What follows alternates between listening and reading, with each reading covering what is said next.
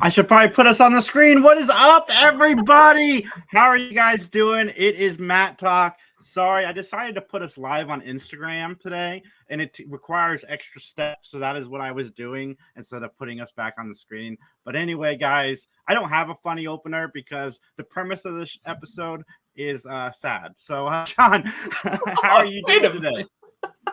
I'm doing well, man. Can't complain.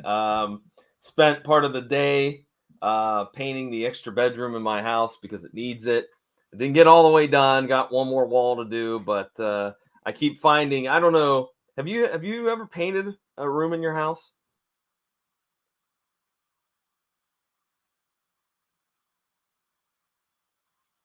And Jason has frozen on me.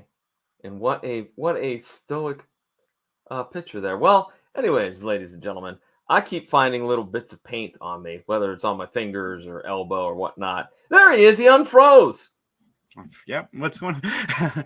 So yeah, no, I can't paint. I'm not a good painter. I don't paint. Painting sucks. Oh, I'm not a very good painter either. I don't have the steady hand for it, but I'm also not paying somebody $400 to paint a room in my house. I'm like, forget that. But I keep finding little pieces of, like, I just looked here, like I still got dried paint like on my ring finger, my knuckle, even though I've taken a shower, I've washed my hands probably 4 or 5 or 6 or 7 times since I stopped painting, but still finding little how you doing little spots, if you will. Well, John, how are you doing, man? But anyway, guys, so listen, I told you guys about John's character from the movie that he's going to be in. Well, after the show, John got an email saying, listen, your demands are outrageous. We can't match it. You want $1 million salary just to stand in the background for 3 seconds. John, not even The Rock gets that for a second. And they had to let John go. John, I'm so sorry, man. So sorry. That's not true. None of that is true, ladies and gentlemen. You didn't ask for too much, John. You only asked for a trailer, script approval, and $1 million. First of all, that is not true. None of that is true. Actually, the filming did not happen last week. There were some technical issues that went on, and so things were postponed. So I did not get an opportunity to flex my acting muscles as recurring another role as an FBI agent. Although, little interesting side note, last night I was talking to a friend of the show, Jeremy Colley from the Canned Air podcast, and he was also going to be in the movie too. And we haven't talked in a while, so I just was thinking, if I'd walked onto set last Sunday and saw Jeremy there, I would have been, I don't know, overjoyed, I guess. What a coinky dink. I would have loved to have talked to Jared about that, to say, hey, man, how did you feel when you couldn't get script approval, but John could? I'd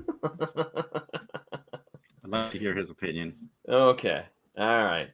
So we have a little bit of a topic to discuss. And I'm going to talk about one particular part of this discussion. You're going to talk about the other part. And that is the wonders and the necessity of physical media. Correct, Jason?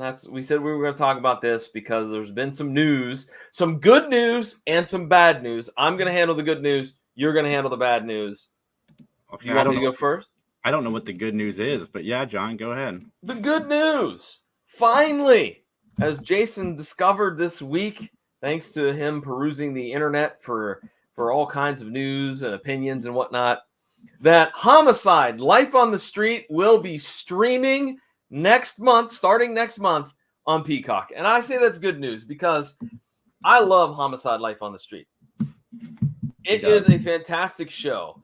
But I got to warn people, if you're watching David Simon's catalog of shows, you got to start with Homicide: Life on the Streets first, because it's a good show. It's a solid cop show, but it's nothing like The Wire.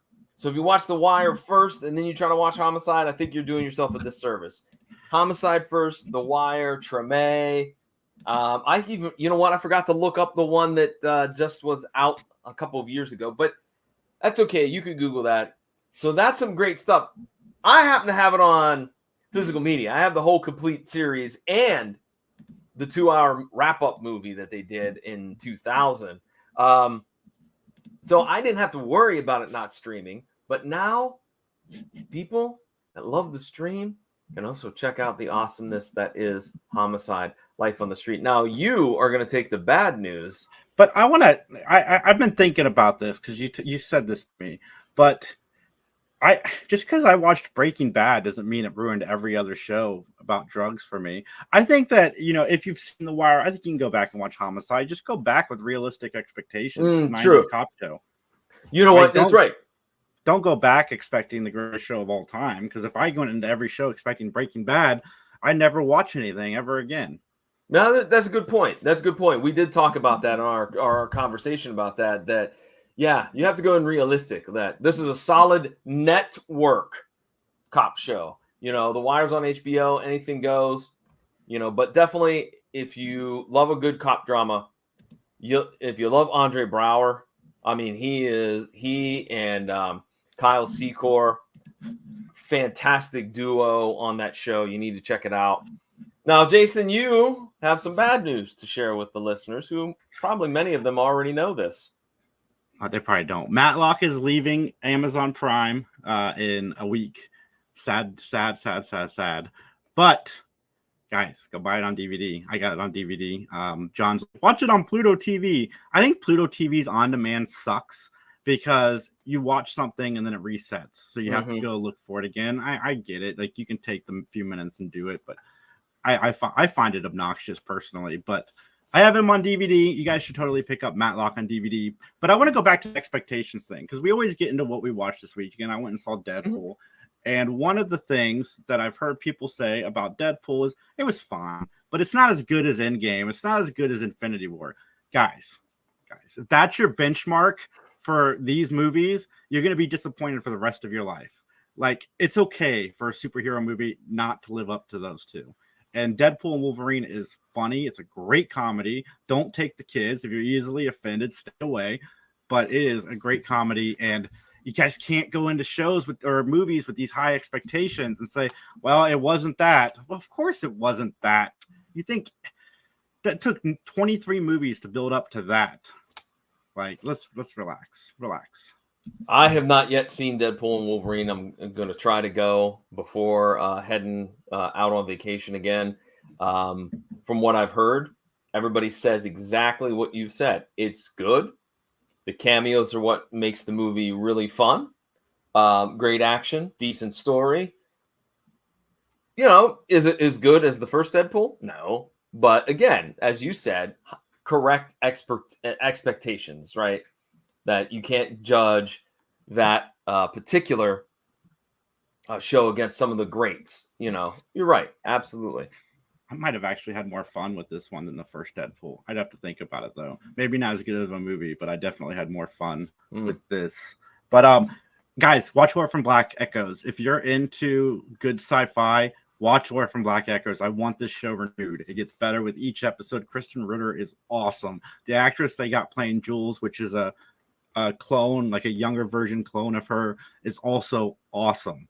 She looks like Kristen Ritter. It's like they grew her in a lab.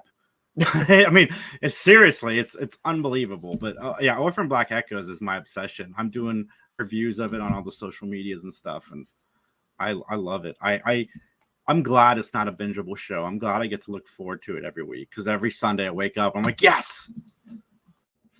Which, I miss weekly TV, and I'm glad it's kind of coming back to streaming services. Like, I'm excited that I get to look forward to 5 more Cobra Kais in a few months, and I didn't get it all at once, and it's just gone.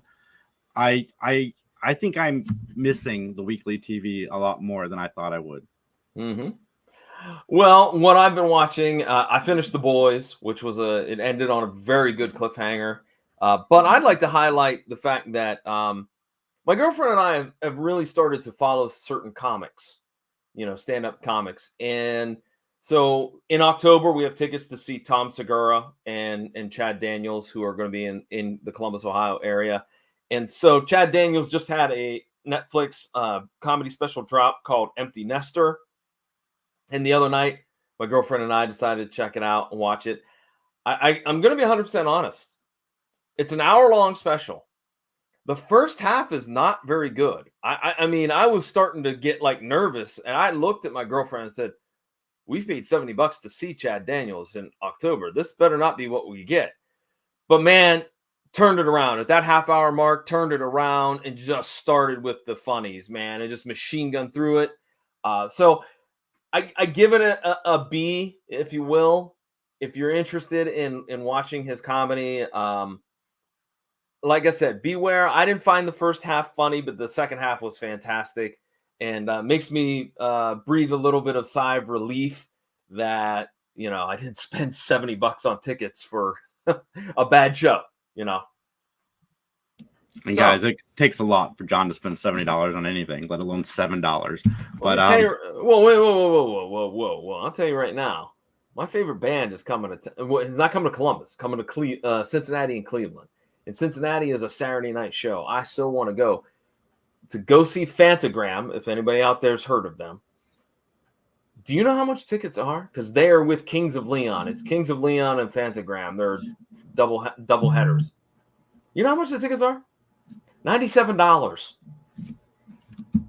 I like you, Fantagram. I love you, Fantagram. One of my favorite acts ever, musically, but I'm not paying $97 to see you in concert. That's ridiculous. Yeah, that's wild. Yeah. I'm like, sorry. We'll have to try something out. And like, I had friends go, why don't you try the Cleveland show? I'm like, well, the Cleveland show's on a Monday.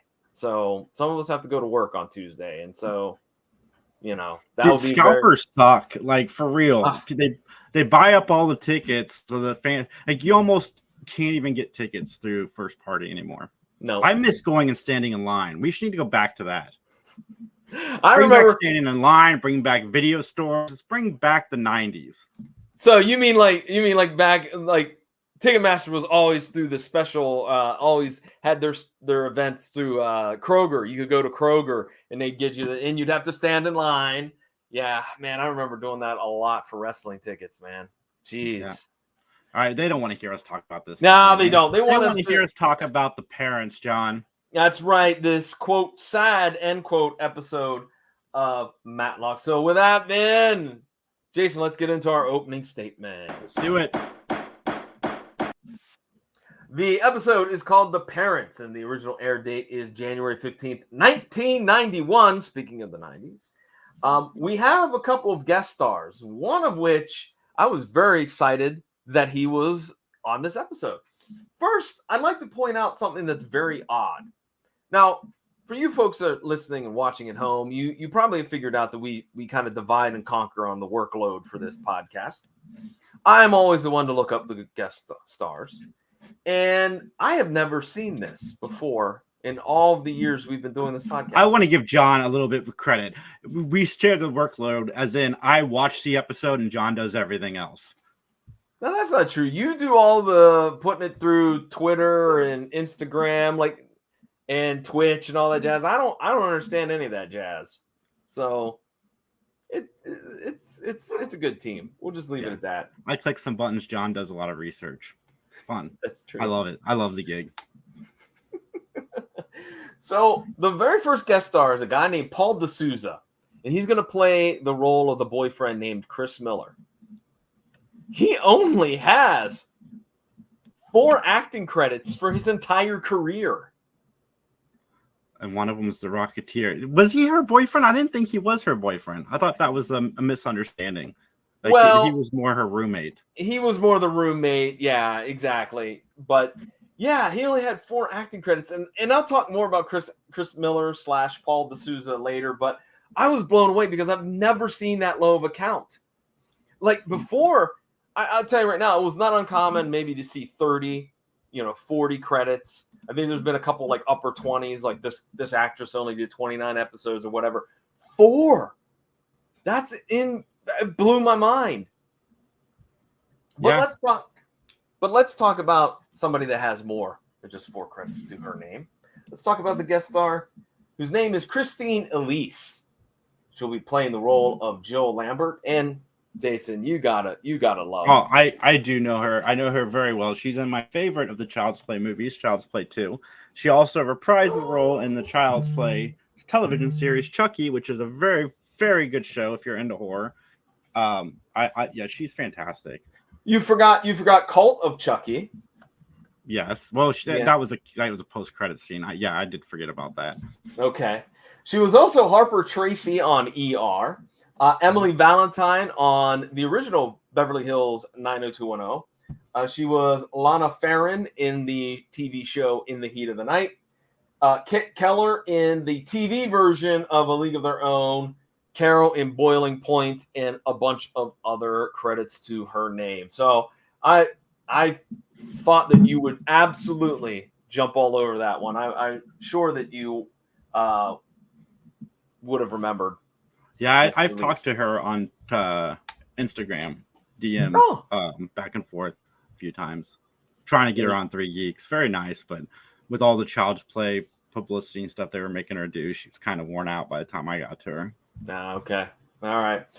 Well, let's talk about another guest star. The gentleman's name is Alan Royal. He'll be playing the role of Howard Boggs. You may also know him as David on the show Essex County. Judge Franklin in the Lizzie Borden Chronicles. Chief Stockton in the Canadian TV show Murdoch Mysteries. Judge Trott on the TV version of The Firm. Alan Dulles in the Kennedys, which was, I believe, a multi-episode miniseries. Mm-hmm. Yep. Captain Braddock's on Star Trek Voyager. Jackson Tate on Dr. Quinn, Medicine Woman, and quite a few other credits to Alan's name as well.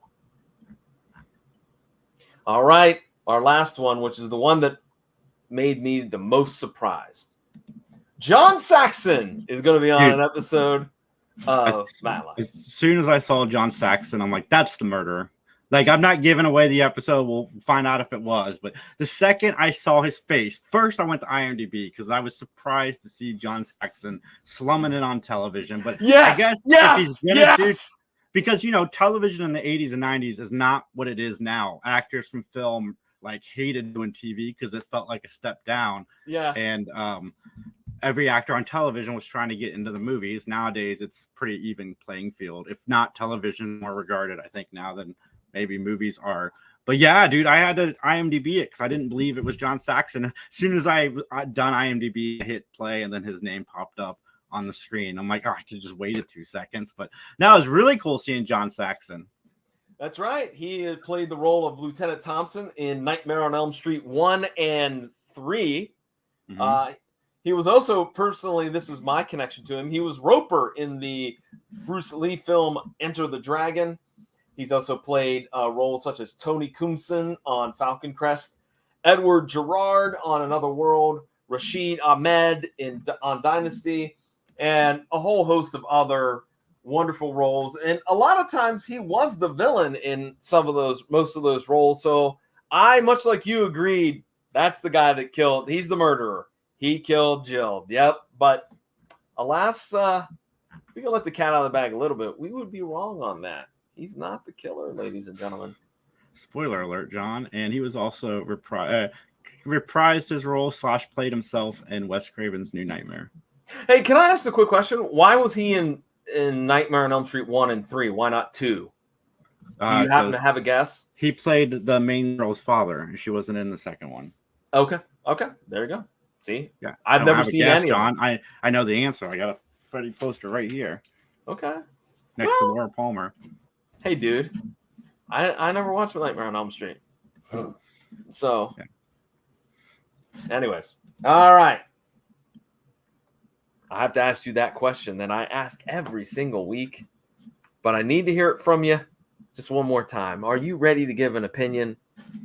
Your opinion, and solely your opinion, so help you. No. No. Let's testify! Oh.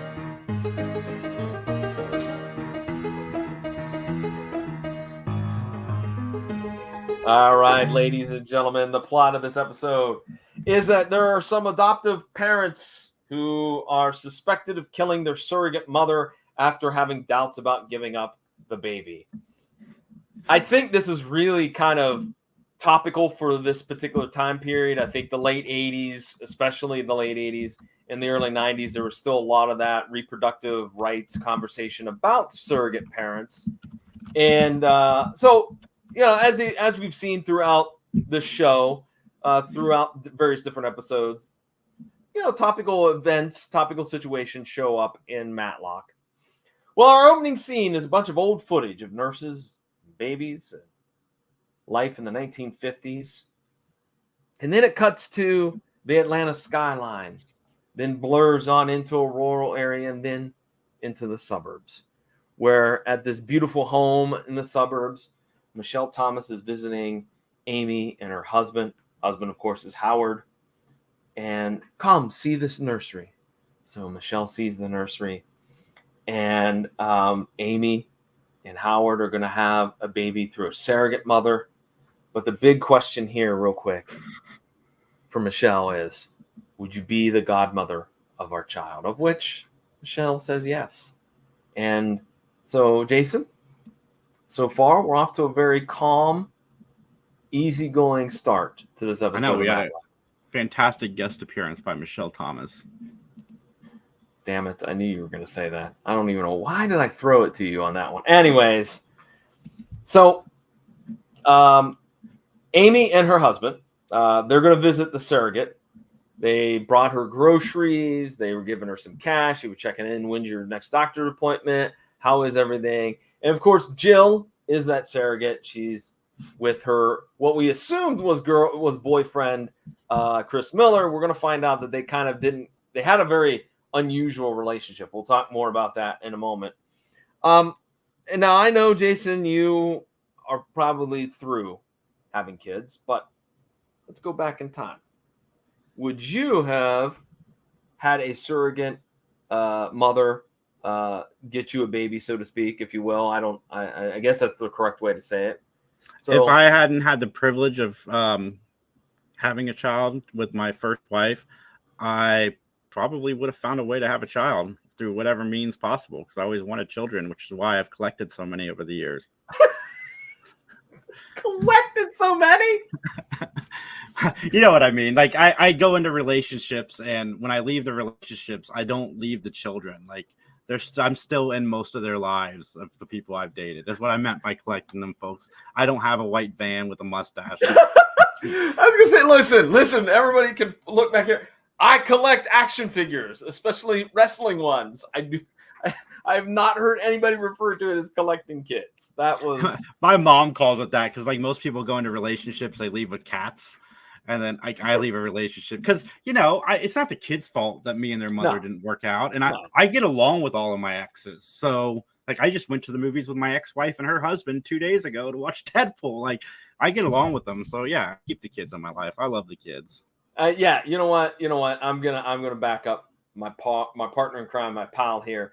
He does do a very good job of being a father figure to those kids, no matter if they are his biological kid or other kids from past relationships, and that's great, man. So and I do envy you that you're not that angry with any of your exes. Nah.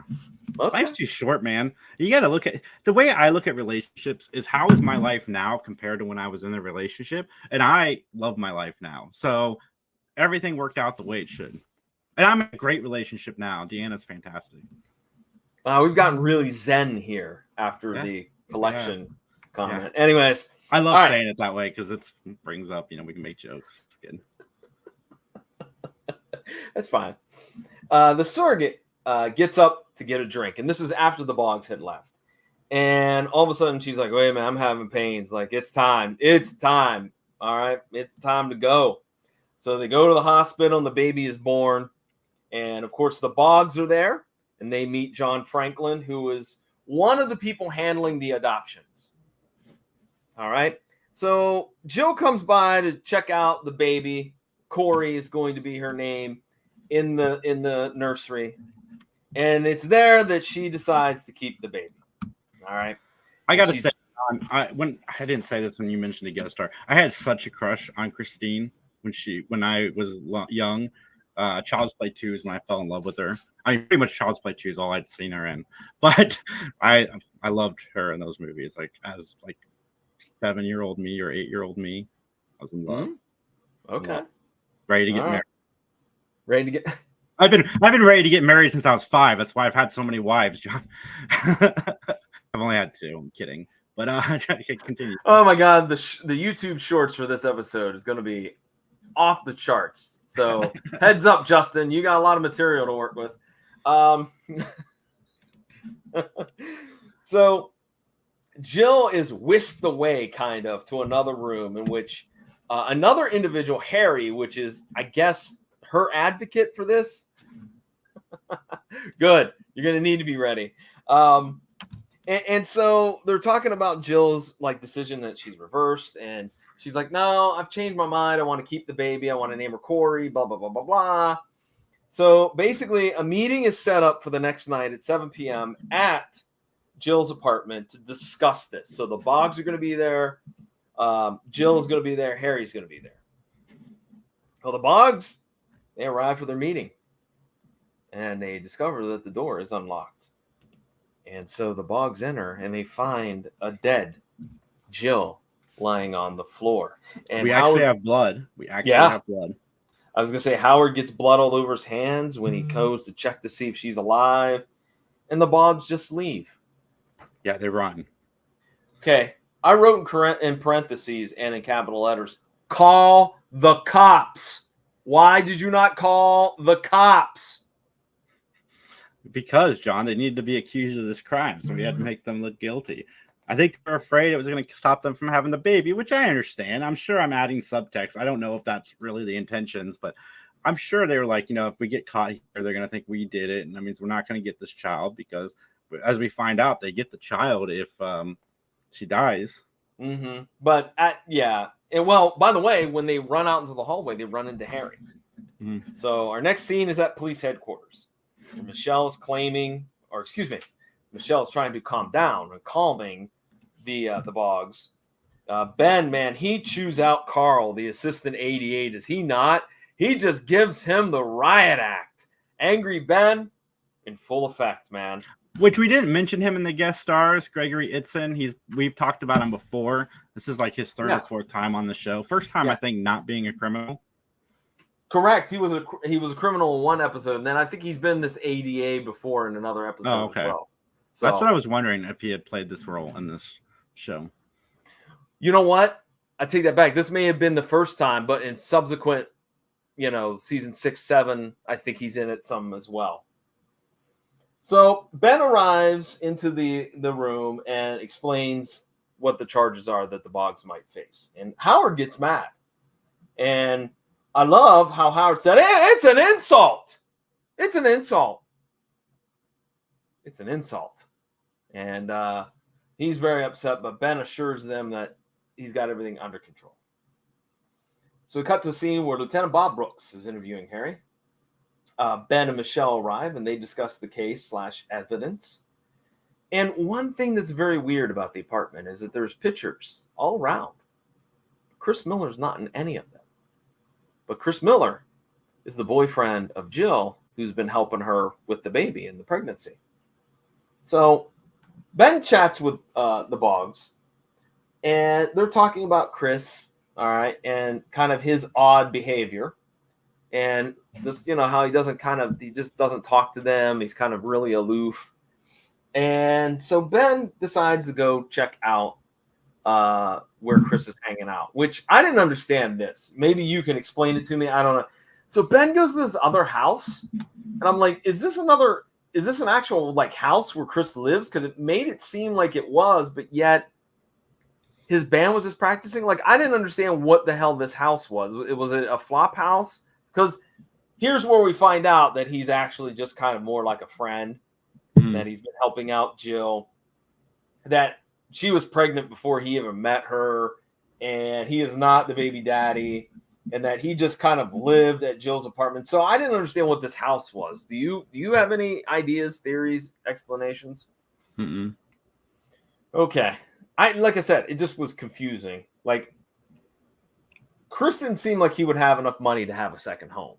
Mm-hmm. You know what I mean? So unless maybe all of his money was wrapped up in that house and he just crashed for free over Jill's, that's the only thing I can think of. All right, we get a pleasant diatribe between a new character and Ben Matlock. Ben's leaving for the office, and his new housekeeper is there, Mrs. McCardle, and she won't let Ben leave without some breakfast. Ben is annoyed by her story, and it's a story about adoption, and just wants to get out of there. And so he ends up taking his toast, and when Mrs. McCardle's not looking, he puts it in his pocket and says, I'm ready to go. I was not a fan of this. It seemed shoehorned in. To me, it was like kind of a ripoff of Rosen Island from the Golden Girls with her stupid stories. At least those stupid stories were somewhat funny. This wasn't funny. I do not like this. What say you, Jason? I didn't bother. Neither here nor there. Are we done with Ben's office though? Because we've been in the house a lot this season. Yes, we have. That's a good point. Yeah, I don't know. Because I know eventually the office vanishes from the show. Yes, correct. Well, you're right. I don't think we've been in the office very much. Only just a few times here and there. Well, Michelle goes to interview Matt Grayson, who has a horse farm, and he's on a horse. And I thought that's a weird way to interrogate somebody while they're up on a horse. And you're going, excuse me, where were you on the night of the murder? But I digress. His wife, Barbara, shows up, and she kind of kills the whole conversation. Like, we got to go to the Van Buren's or somebody's for dinner, blah, blah, blah, blah. Blah, blah, blah, blah, blah, blah, blah. John Franklin is interviewed by Ben. And the funniest part about this is that Ben leaves the office and Chris appears from an adjacent room. And so something is mentioned about be there tonight at 7 p.m. So while Ben is in the parking lot, he sees Chris's van, which has already been in a previous scene when Ben stopped by Chris's house. It's a beat up van that has a bumper sticker that says, "Don't like my driving? 1-800-BUZZ OFF." Very cutting edge. That's a way to stick it to the man. Very 90s. Very. I mean, I'm surprised there wasn't a sticker that said, "Eat my shorts, dude." Now it would just actually have the word it's supposed to say on it. Yeah. That's how far we've come. That's right. 1-800-F-OFF. Yeah, that's exactly it. Spelled out. Spelled out. Yes, exactly. So what does Ben witness? He witnesses John and Chris meeting at a restaurant, and Michelle is there taking all kind of photos, right? And there's a quick chat, and then John leaves. We go to another story time with Mrs. McCardle, excuse me, and Ben. I dislike her so much I don't even want to give her name and pronounce it correctly because I really was annoyed by this. She's not that bad, folks. John this would have been no. This would have been a great place to plug in Ace Calhoun. No, she's fine. I was just trying. The only thing that bothered me about her is I was trying to figure out where I'd seen her before. Oh, okay. Well, Michelle saves Ben from yet another story from McCardle by showing up, and then they kind of poke fun a little bit at her. So we go to the courtroom. Things get testy between John Franklin and Ben Matlock. In fact, some things are said that, hey, if you don't stop messing around following me, I'm going to get this on you. I'm going to do that. I'm going to sue you for everything, yada, yada, yada. If you tell everybody that this terrible rumor, because John Franklin doesn't admit one way or the other, that I'm the father of Jill's baby, well, I'll just sue you, man. That's it. I'll sue you for everything you got. You're gone. You're done, man. And he'll give you a karate chop because he fought Bruce Lee, Ben. Yeah. He did. Facts. He did. Roper will kick you in the stomach with a roundhouse kick. Anyways, the painter is brought into the courtroom. There was a painter in the hallway when the Boggs went over and found the dead body of Jill. And he saw the Boggs leaving. However, the painter has been fired from many, many jobs. He seems to only last a couple of months. Why? Because he has a drinking problem. In fact, he makes beer runs while he's supposed to be painting. And so as Ben points out, you really didn't know who went in that particular apartment. You just saw the Boggs leaving that particular apartment. So, good point, Ben. Very good point. Michelle is having dinner with the Boggs, and the baby will be there, obviously, if they win the trial. Michelle finds out that Jill stole some towels and soap from a fancy French restaurant. I'm sorry, French hotel, not French restaurant. My bad. French hotel. The desk clerk identifies Jill. See, here's my thing, real quick. This just popped in my head when I made the fumble about the French restaurant. How many French hotels are there, do you think, in the United States? Okay, I'm just go with me on this. I would think LA might have one. New York City definitely has one. I'd say maybe Chicago. Maybe I might say Miami. But I think Atlanta would not be one that would have a French hotel. And what makes a hotel a French hotel, by the way? You know what? Jason, tell the people where they can email us that answer to that question is, well, what makes a hotel a French hotel? I Googled French hotels and just gave me a list of a bunch of hotels in Georgia that sell French toast. You guys can email us at benmattalk@gmail.com. Or you can drop us a line on the Facebook page. Of course, it is Mattalk Podcast. All one word, at Mattalk Podcast. And let us know about this quadri that we have about Is French. the Waldorf French? No, the Waldorf's not. No. The French Quarter Suites? Maybe. It's in Atlanta. Okay. All right, well, Michelle goes and talks to a personal trainer who says that Matt was not at the gym when he said he was on the night of the murder because the AC went out and every class was canceled. So nobody was working out. So Chris meets Matt at a dive bar and tries to blackmail him into saying, hey, look, I'll keep my mouth shut that you're the father of Jill's baby, but you're going to have to send me some green. 20 grand, as a matter of fact. That's right. And guess who all along has been checking out this little conversation? But Benjamin Matlock with the newspaper. Yeah, man, Ben is getting his hands dirty. I wonder where Conrad's at. Probably filming Walker, Texas. Getting roundhouse kicks from Chuck Norris. So Matt leaves, and Chris, reveals that Ben has been back there by saying, "You're going to get me killed, man."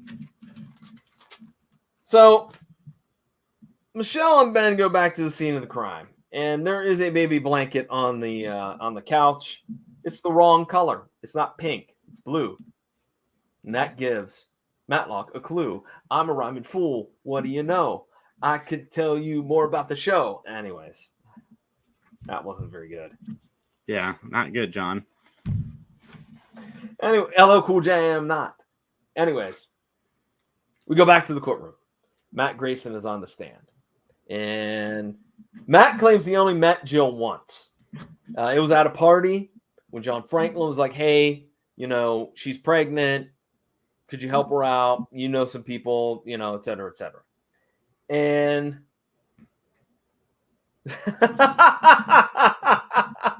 apparently I chased away some viewers with my rapping skills. I'm so sorry. Please come back. I promise I will never rap again. Please. Anyways, so basically, Matt is in real estate and with his wife.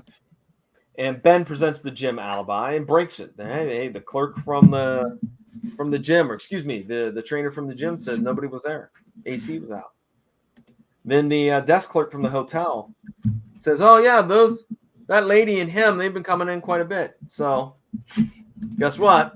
Matt's caught red-handed that he is, of course, having an affair with Jill. His wife leaves the courtroom in a huff, as rightfully so. And Matt basically doesn't want to have the kid. Doesn't want Jill to keep it. So Harry had told Matt about the meeting. So the theory is that Matt went over earlier and basically murdered Jill when they got into an argument and whatnot. The baby blanket was bought 1 hour before Jill was murdered at a local store. And, of course, Matt is so smart, puts the charge on his credit card. Idiot.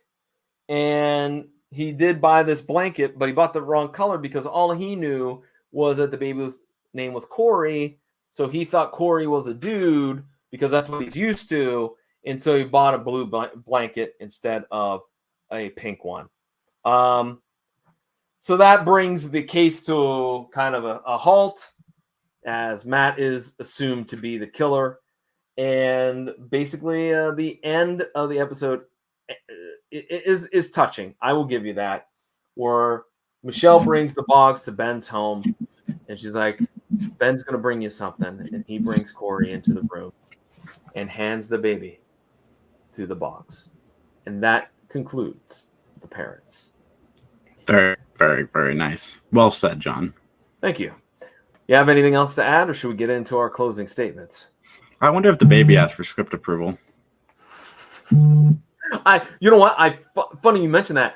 I thought to myself, I'm wondering if this child continued on acting, and what else have they done? Like at this point, they have to be late 30s, right? Like, did they continue on? Did they have a resume to their name? I had so many questions. I'm gonna look up Corey, see if there's a name next to it. Well, while you do that, I'm gonna throw us into our closing statements. This is the part of the podcast where John and I rate the show on a gavel system. 1 gavel means we're not very big fans. 5 gavels means we loved it. -57 gavels means we are adopting 100 children, jumping in a bus, going cross country, and singing show tunes. John, how do you rate this episode? Dude, that sounds like a plot of a great Adam Sandler movie. Like seriously, like 100 kids. Yeah. Great Adam Adam Sandler Boss. movie? Sounds like an Adam Sandler movie. I don't know about a great Adam Sandler movie. Oh, well, okay. Point well taken. Anyways, so what did you find out? Did you find this mystery baby? No, the baby's not in the credits. So yeah, no, he is not listed on IMDb. Okay. I hate to repeat myself, but I gave it 3 gavels. Oh, John. I gave it 3 gavels. Here's why. Chris Miller, a.k.a. Mr. D'Souza, Paul D'Souza, his acting was terrible. His acting was really bad. Like, he couldn't deliver lines with any type of, like, emphasis or dramatic effect. It really bothered me. It also bothered me the fact that we had the cleaning lady, McCardle, and Ben not arguing, but she's sharing those stupid stories. Call the cops, people. If you discover you can. I'm not gonna be afraid. You can email us and tell me I'm wrong. At benmattalk@gmail.com. Or at Mattalk Podcast. I mean, the positive, I did think the ending was very good. I liked the ending. I liked that. I thought for a while John Franklin was the father of the child. I thought that switch was nice. I thought it was a unique tale that I said at the beginning, very topical to the time period. But yeah, overall, I just thought it was So three gavels. I had fun with this episode. I've watched it. I kept starting it and then I couldn't focus because I was doing other things. So I kept restarting it and then restarting. I restarted this thing like 30 times, but I watched it all the way through twice.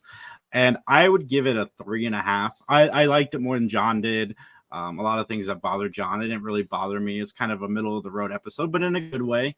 Yeah, that's really all I got to say. John's wrong.